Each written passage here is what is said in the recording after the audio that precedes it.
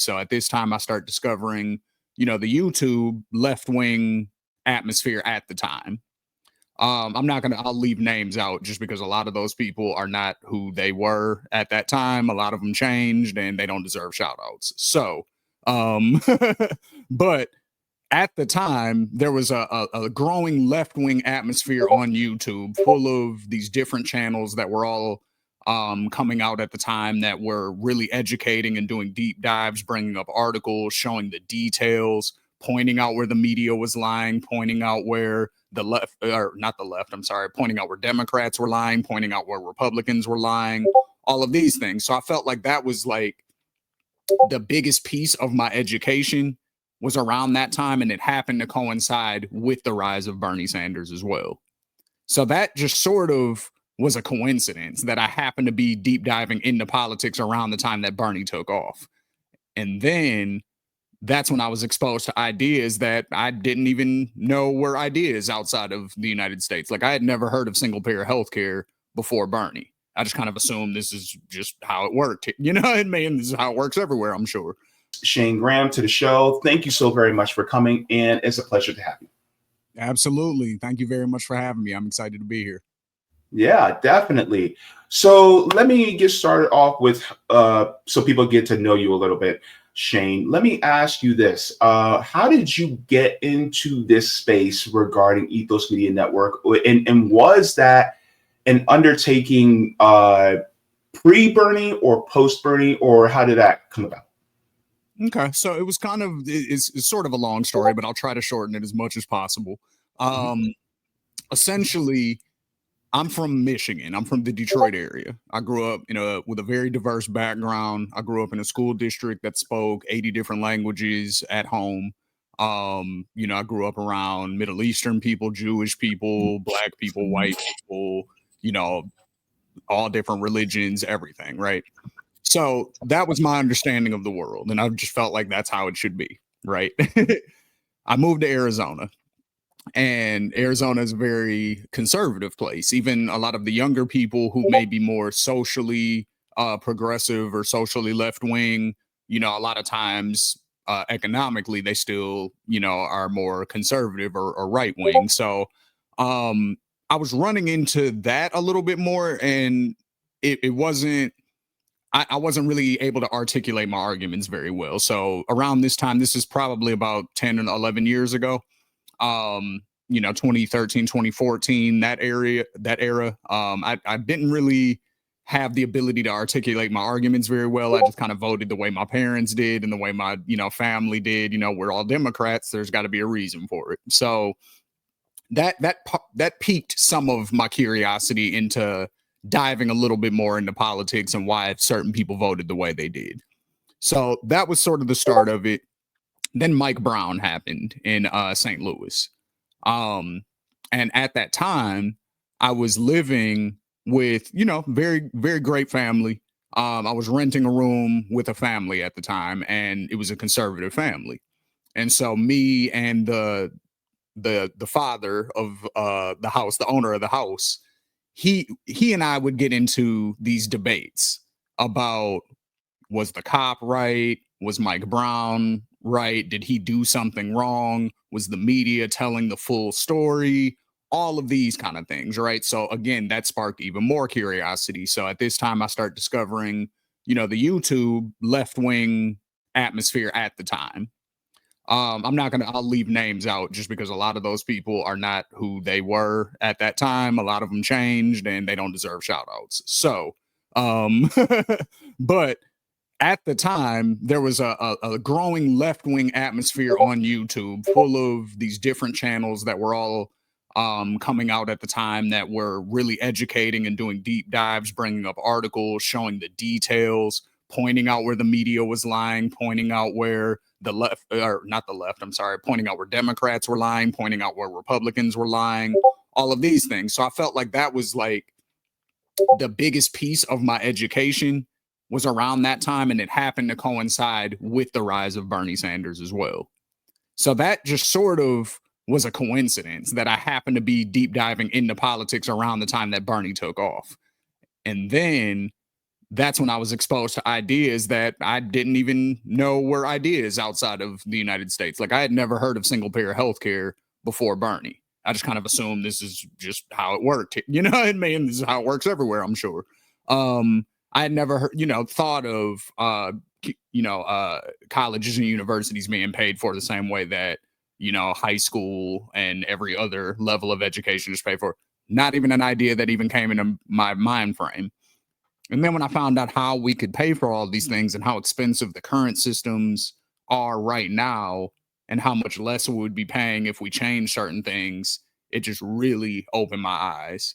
And so I started talking about it and people started listening, just in my personal life, friends and family, they were, interested in what I had to say. And I noticed around election times, different people would start hitting me up like, okay, what's up with this candidate? What's this person about? This says this. So, that let me know that I was heading in the right direction. And then I partnered up with The Code worldwide, and we started Ethos Media Network together, which currently we produce 4 shows, and one of which is Politics as Usual, which led me here.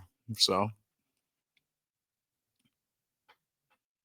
Yeah, thank you so very much. A lot of us started off within the Bernie movement, especially when I first got my deep dive into politics. It was during the 2018 gubernatorial election between Andrew Gillum and Ron DeSantis. And in doing so, one of the things that Andrew Gillum was spearheading was Medicare for all at that point in time. So I had no idea that you can have a single payer healthcare system. I didn't realize that ideal was possible, that we can actually have one particular healthcare insurance system for the entire country and everybody pulls into it. And then everybody equally gets the platinum standard of care throughout without you having to worry about copays, deductibles, or premiums. And then also including your dental, your vision, your long-term care, and mental health is all included. This was all brand new to me.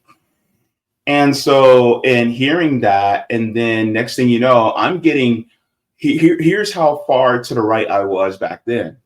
I would literally get communists coming into my DM saying, hey, man, you need to start thinking about communism because the way you're talking, I'm like, no. I'm like, because I'm thinking the C word. I'm like, oh my God, the communists. Wait, how many years? 5 years later, I'm a communist. It's crazy. But it's the funny part is like when you start to look at ideas and you look at it from a new perspective and you see how it's more logical than the system that we currently live in, then that's when it starts to, you start to get to a point where it's like, well, why haven't we done this before? And then you start to ask the question, who benefits from us not knowing these ideas in the first place? Yep. And so if you can also juxtapose this, because, most of us who are watching, we have eyes, you're a Black man. So can you juxtapose your evolution as well with being a Black man in America and how that has helped you develop your politics a little bit further in relation to that? Because I know you talked about Mike Brown being shot, and but how has that affected you in a more personal, deep way? I would say, well, just using that as an example, the frustration that it caused when I was trying to explain to somebody that he didn't have to die. I don't care what he did. He didn't have to die. Yeah. The frustration of just getting the person to just admit that without, the flex of wanting to defend the authority, in this case, the police. Yeah. That just frustrated me. So I almost at that point made it like a personal mission to try to convince as many people that will listen about whatever the idea is. That's just one example. A recent example would be healthcare. I know we're going to get into it. But I posted a meme on my Facebook that said, it said, I'm paraphrasing, but it said something to the effect of, I get sick, I have to go to my doctor tells me what I need, and then we both ask the insurance company if they'll pay for the thing the doctor says I need. Freedom, right? So that was the meme. Somebody jumped on my status and just was arguing me down about why a socialist healthcare system wouldn't work and why the government's inefficient and all of this kind of stuff, right? And so we're going back and forth for about 3 days on this status. And I'm giving them numbers. And I'm like, hey, the estimates show that it would be about $1 billion cheaper than what we're paying in the system right now if we replaced it with quote unquote socialist healthcare. And, you know, now some people, now here's the 50-50 of that, right? Because I was actually debating this with 2 different people on that same status. One person took my argument and let it just was like, oh, okay, that makes sense. Because they were like, I don't want the government to take over my healthcare. And I said they wouldn't take over your healthcare, they would just pay for it. That's it. That's the only, you know, and they'd be able to negotiate prices so that everything would actually be overall cheaper rather than have a middleman in the middle that has to inflate everything because there's profit incentive. I'm explaining this, one person took it, the other person just kept arguing me down. So, you know, before my mission would have been to try to convince that person, you know, but if you're so stubborn and in your ways, there's a different strategy that, you know, we have to employ. So, but as I guess to answer your question, as because I just said a lot there. So, I mean, my personal feelings with the Mike Brown situation, of course, it's a that could be me situation. But again, it was really the frustration of trying to convince people that this is a real fear that a lot of us have, you know, when it comes to police, again, specifically in the Mike Brown situation. Every time I step out the door, this is something that I have to deal with that you don't necessarily, as a white conservative older man, have to deal with. You know what I mean? Like I'm the one that when I'm waiting at the bus stop, the police slow down when they're driving by the bus stop and they're looking at me and then they keep driving. I don't see them do that to other people when they're waiting at the bus stop. So what's that about? You know, I don't know anybody else who's been pulled over walking down the street before. I have twice. So I've been stopped at the gas station. So, you know, just tell me what that is, you know. I did a whole video breaking down white privilege and concrete examples of what it is. So I, as a black man, and that has shaped my politics a lot because it seems like one side understands what I'm saying and they empathize with what I'm saying. And even if they can't all the way relate to it, they're like, no, but he's being real though. Like what he's saying is true. And then another side wants to deny it for whatever reason. So that's how it personally impacts me, I guess would be the best way to answer that. Yeah, that's a really good synopsis, and I appreciate you, you know, expanding on that. You know, from a Black perspective, one of the things that I say this, and some people, particularly even Black people, would probably get mad at me for saying this. But I'm going to be able to make a statement, and some will disagree, some will agree. But I said, no educated, self-respecting Black person would ever support a capitalist system. The reason why I say that is because this is the whole entire reason as to why our ancestors were brought here in chains in the first place. It was really a labor issue to grab another people, to have them do free labor so that all of the surplus value of that labor goes to the top. It is slightly a little bit better under wage slavery, but it is still slavery nonetheless. Wage slavery is a little bit more improved than chattel slavery. But the thing is like, this is why I say that capitalism in itself is about who owns what. And if you have a person at the top, that singular person at the top that owns it, then there is a diametrically opposed bottom who are the top is trying to make as much profit as they can by paying as least as they can. And the bottom is trying to make as much as they can. They're trying to get paid as much as they can while doing the least amount of work for the top, right? Mm-hmm.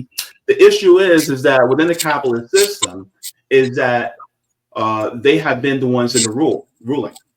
Especially when it comes to like because a lot of people talk about the Revolutionary War. The Revolutionary War was really just a bourgeois war. I'm trying not to use all the big words, but it's really a war of the people, the owner class, more or less, right?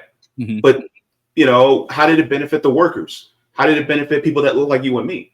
It really didn't benefit us post-Revolutionary War. Things started to become more better for us, within the Civil War. But even still, it's like this system has run out its usefulness, right? Because it was useful for white people between the late 40s, early 50s, up until about the 70s. That's where it was useful. Well, about the 80s, it was useful for white people, but now it's not useful for white people either. And so now they're starting to see exactly what you and I see, what our parents and our grandparents have been going through. And so it's like, now you got a lot of them going, oh my God, this system is unsustainable. And we've been trying to tell you for damn near 400 years. And so now they're just now catching up. Go ahead. I know you want to. No, a lot of things that are happening right now are just a lot of duh moments for me. Mm-hmm. A lot of things that I'm saying, and some of which that we're gonna get into. I'm just like, yeah, what did you expect? Like, I'm not surprised at all. So yeah. Yep, absolutely. And thank you so very much for watching my channel, and I deeply appreciate it from the top and bottom of my heart. If you wish to support the channel further, so I can keep bringing you content that is educational and informative, you can become a patron on patreon.com/Jaybefaunt. You can find that link in the pinned comment or in the description below. No matter what you give, you'll be supporting independent media and education that helps make the world better. Thank you so much, and you can watch more of my content here. Mwah. Forehead kisses, and have a beautiful day.